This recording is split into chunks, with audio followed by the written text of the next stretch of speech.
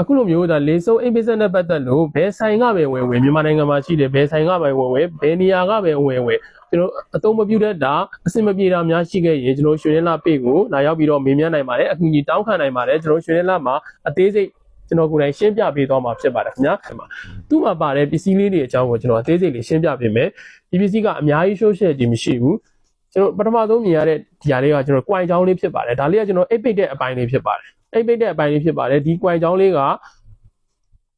ပူလာပြီးတော့ပေါ့ကျွန်တော်ဒါအိတ်ပိတ်ပေးတာဖြစ်ပါတယ်သူ့ကိုအပေါ်ကနေဖိပေးတာကတော့အခုလိုမျိုး rubber တုံးလေးဖြစ်ပါတယ်နော်ဘာမှစိတ်ပူကြမလို့ဒါတွေအကုန်လုံးကဖြုတ်ချထားလို့ရတယ်ဖြုတ်ပြီးတော့အကုန်လုံးကိုပြန်တက်လို့ရတယ်နောက်တစ်ခုကကျွန်တော်လေးစုပ်တဲ့အပိုင်းလေးမှာအခုလိုမျိုးလေးစုပ်တဲ့အပိုင်းလေးမှာဒါလေးကတော့ကျွန်တော် for ပြားလေးဖြစ်ပါတယ်เนาะဒါကျွန်တော် for လေးတွေနဲ့အကန်လေးလုပ်ထားတာဖြစ်ပါတယ်ဒီအကန်လေးကိုကျွန်တော်အိတ်ထဲလေးအကုန်လုံးကိုဒီအကန်လေးကိုစုပ်ထည့်ပေးတာဖြစ်ပါတယ်စုပ်ထည့်ပေးတာဖြစ်တဲ့အတွက်ကြောင့်ကျွန်တော်ဒီမှာရှိတဲ့ for ပြားလေးတွေကညီနေရမှာဖြစ်ပါတယ်ညီနေရမှာဖြစ်ပါတယ်ဥပမာကျွန်တော်ဒီဟာလေးကပြုတ်နေတယ်ပေါ့เนาะအခုလိုမျိုးကျွန်တော်ပြုတ်နေတာပေါ့ဗျာကျွန်တော်ပြန်မထည့်ဘူးပြန်မထည့်ဘဲနဲ့အလွယ်တကူပဲပေါ့เนาะနည်းနည်းဟနေတာကိုကျွန်တော်ဒီတိုင်းပဲဖုံးပြီးတော့ကျွန်တော်အိတ်ပိတ်မယ်ဆိုရင်ကျွန်တော်လေမစုပ်ပါဘူး။ဘာကြောင့်လဲဆိုတော့သူနှစ်ခုကမညီတော့ပါဘူးเนาะ။တနေရာမှာခုနေပါလိမ့်မယ်။ခုနေတဲ့အတွက်ကြောင့်လေကစုပ်သမျှလေကပြန်ထွက်နေပါလိမ့်မယ်။ဆိုတော့ကျွန်တော်တို့ဒီအိတ်ပိတ်ဆက်ကိုအသုံးပြုမယ်ဆိုအခုလိုမျိုးဒီဖော်ပြားလေးတွေကညီရက်လားဖော်ပြားလေးတွေကကျွန်တော်ညီရက်လားဆိုတာသူ့မြောင်းတဲ့သူကြရလားပေါ့เนาะ။အခုလိုမျိုးသူ့ရဲ့မြောင်းလေးထဲမှာစီစဉ်တကြကြနေရမှာဖြစ်ပါတယ်။ကျွန်တော်တို့အသုံးပြုရင်းနဲ့ကျွန်တော်တို့နေရာရွှေ့သွားတာတွေဖြစ်တတ်ပါတယ်။အဲ့လိုမျိုးဖြစ်တတ်ပါတယ်ပေါ့နော်ဆိုတော့ကျွန်တော်ဒီပစ္စည်းလေးတွေကိုသူ့နေရာနဲ့သူကျွန်တော်ကြကြနာနာနဲ့ပြန်ထည့်လိုက်ပြီးနော်ပြန်ထည့်လိုက်ပြီးတော့အခုဒါအိတ်ပိတ်တဲ့အပေါင်းလေးဖြစ်ပါတယ်ဒါအိတ်ပိတ်တဲ့ rubber လေးဖြစ်ပါတယ်သူကအပေါ်ကနေဖိထားတာဖြစ်ပါတယ်သူ့ကိုလည်းကျွန်တော်ပြန်ပြီးတော့ထည့်ပေးပါမယ်နော်သူ့ line လေးနဲ့သူကြအောင်ထည့်လိုက်ရုံပါပဲနော်ဘာမှလည်းမခတ်ပါဘူးဒီပစ္စည်းလေးတွေက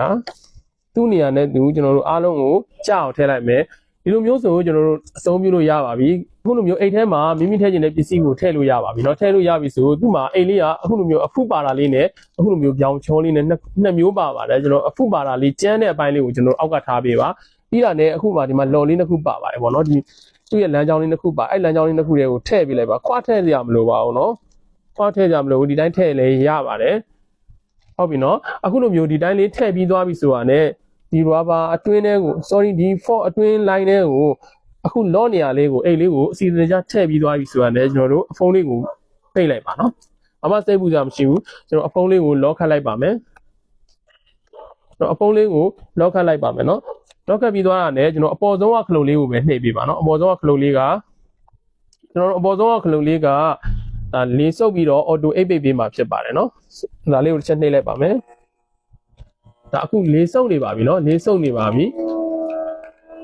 အခုလေးကုံသွားလို့မို့ဒါမီးအစိမ်းမီးနီလေးပြနေတာပေါ့နော်မီးနီလေးကကျွန်တော်အိတ်ပိတ်နေပါပြီနော်မီးအစိမ်းလေးကတော့လေးစုံနေတာဖြစ်တယ်ဒါပစ္စည်းကအများကြီးထည့်မထားတဲ့အတွက်ကြောင့်လေးကုံသွားလို့မို့လို့အိတ်ပိတ်တယ်အချိန်လည်းမြန်တယ်ပေါ့နော်အခုဆိုရင်ဒါပစ္စည်းလေးကပြီးသွားပြီဆိုကျွန်တော်လေပါးလေးကိုဖွင့်ဖို့လိုပါတယ်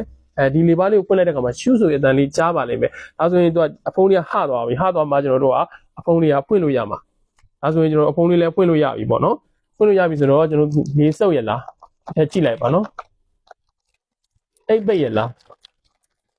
အားလုံးကိုစစ်ဆေးလို့ရပါတယ်ကျွန်တော်ရှင်နယ်လာဆိုင်မှာဆက်တလုံးချင်းစီကိုအခုလိုမျိုးအသေးစိတ်ကျွန်တော်တို့စမ်းပေးထားတာဖြစ်ပါတယ်ခင်ဗျာအဲ့ဒါပါတဲ့ပစ္စည်းများကိုလုံးဝဆိုင်ပေါ်မှာမတင်ပါဘူးခင်ဗျာ customer တွေစီကိုအခုလိုမျိုးအမှန်ချင်းလေးချစ်ထားတဲ့ပစ္စည်းလေးတွေကိုပဲတီးတန့်ကျွန်တော်တို့ပို့ပေးတာဖြစ်ပါတယ်ခင်ဗျာအားလုံးကိုကျေးဇူးတင်ပါတယ်